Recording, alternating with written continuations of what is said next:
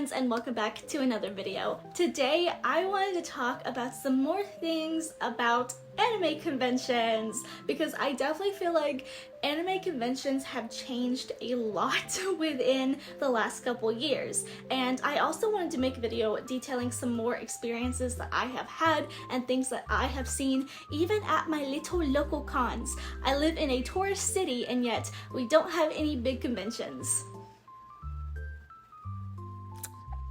So I've already made a couple of videos detailing things that have happened to me at anime conventions, like the whole figure swap thing. If you don't know what that is, we're gonna get back into it, but I wanted to make a video about things not to buy at anime conventions. Now don't take this as me saying, oh yeah, like I'm restricting what you, the viewer, should do with your money. I'm just saying if you wanna be smart and you don't wanna get scammed like I have been at cons before, these are the things and the signs to look out for when it comes to spending wisely at anime conventions. So let's go ahead and get into it. Now, this one might be a little bit of a 50-50. This one is definitely like your Genshin Impact type of gamble here, but I'm gonna say manga. Now, I have had two different experiences when it comes to buying manga at anime conventions. One, I have had the glorious, great finds, like for example, I talk about this all the time, but I found this first volume of Wedding Peach, one of my most desired manga series, magical girl series that I've been looking for forever, found it for $5 at an anime convention. And at the time, this was retailing on Amazon for $300 for just one volume.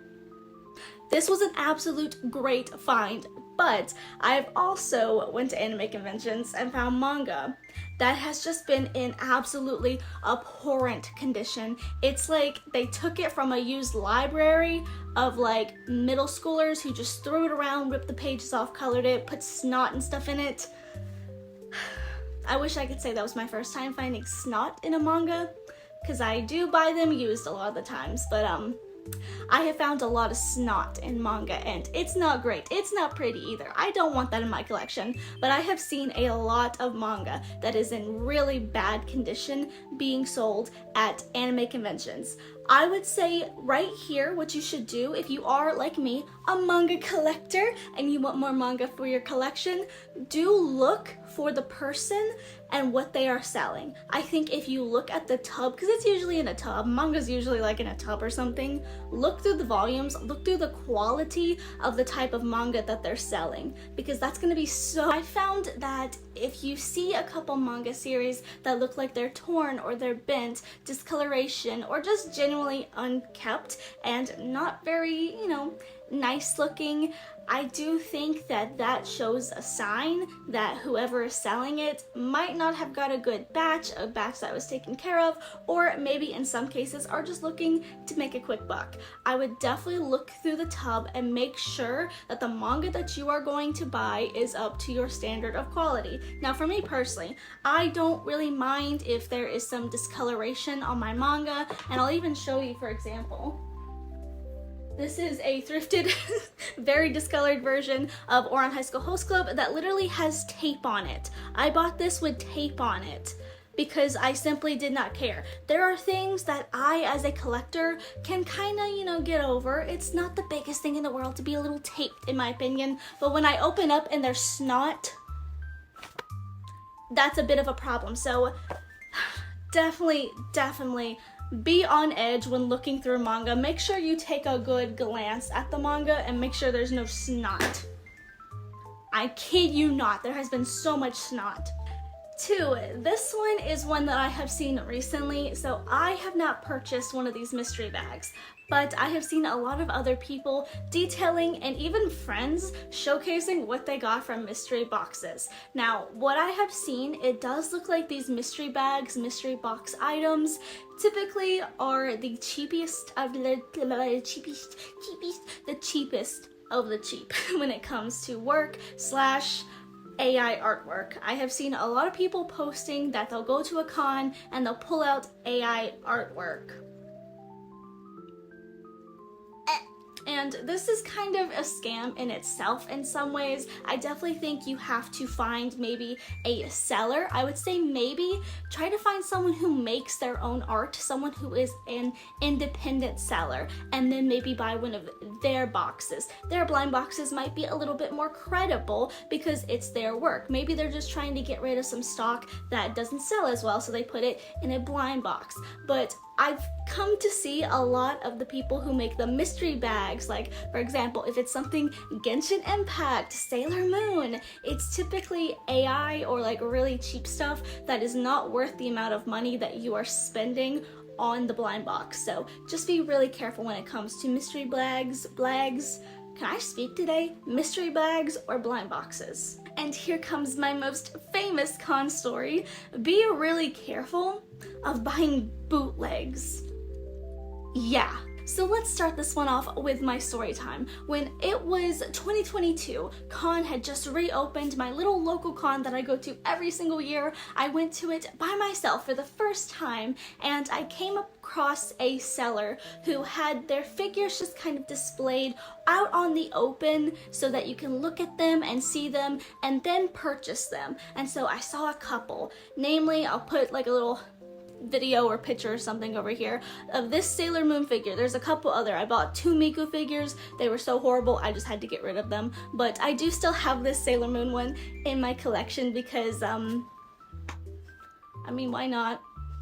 She's at least decent to look at, but I was like, oh my god, I found some figures finally. This was the only seller that had figures that I actively wanted, so I'm going to buy them. So I said, this one on the table right here, that was very clearly an official figure, I said, I would like to have this one. And the seller said, okay, and then reached under the table and pulled out a plastic bag. The figure was wrapped in cardboard and bubble wrap, DIY'd, not coming straight out of like the official box, just DIY'd. You could obviously tell they used like some sealing tape for like packages like that, like gray tape and whatnot on there to keep it wrapped up tight, and then put it into a Ziploc bag and handed it to me and said, here's your figure. So I was like,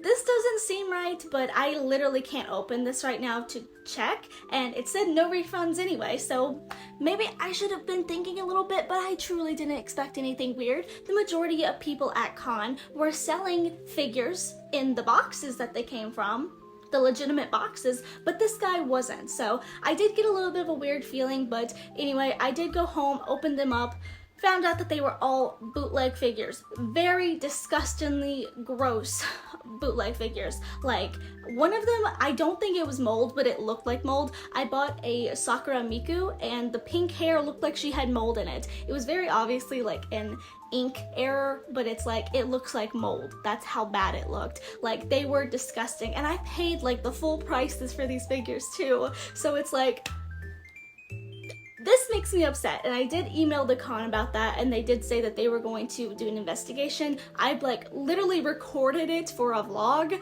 and so I sent them what I got of the table, and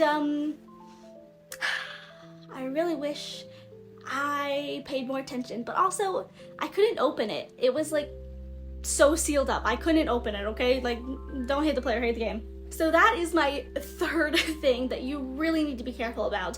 If a figure is out of a box at a con, definitely make sure that it is authentic if you are looking for an authentic figure. I know some people don't mind if they have bootlegs in their collection, and personally I don't mind having a bootleg in my collection as long as they are, you know, at least decent enough quality. They don't look super horrible. If they look good enough, then I'm okay with it. I don't have a lot of money to spend on stuff anyway. So if you are looking for authentic figures, make sure they're in boxes, or ask the seller. Definitely start questioning them. And in this guy's case, this guy was absolutely a scammer. So question people like that. Ask them where the original box is. Ask them, where did this figure come from? Can I see the figure that you're going to give me first? Because they will try to scam you.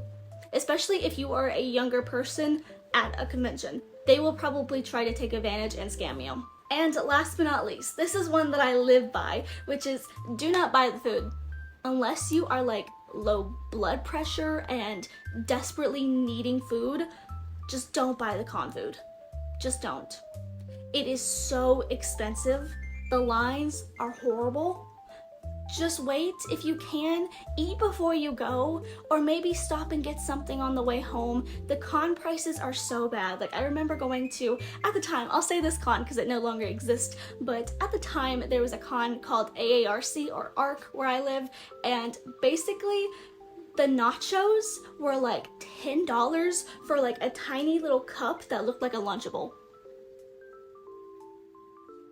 Eat before you go. If you're going to an anime convention, definitely eat something first. Even if it is just a snack, bring a snack with you because the prices are going to be really bad. And I have seen cases where people have not been able to get water or food at cons, so just make sure you bring something or have something beforehand. But anyway, these are just a few of the little tips that I have stored in my noggin for whenever I go to an anime convention, just in case. I know some people will go for full days. I am not a full day person. I am very much a homebody and I get a little bit overstimulated when I am out in public for too long, and so I don't tend to stay at cons for a full day. I tend to do my walk-arounds. I go once and then twice and then I'm out of there. But anyway, let me know your do's and don'ts at a con, and please remember to like, share, subscribe, and I'll see you in the next one. Bye!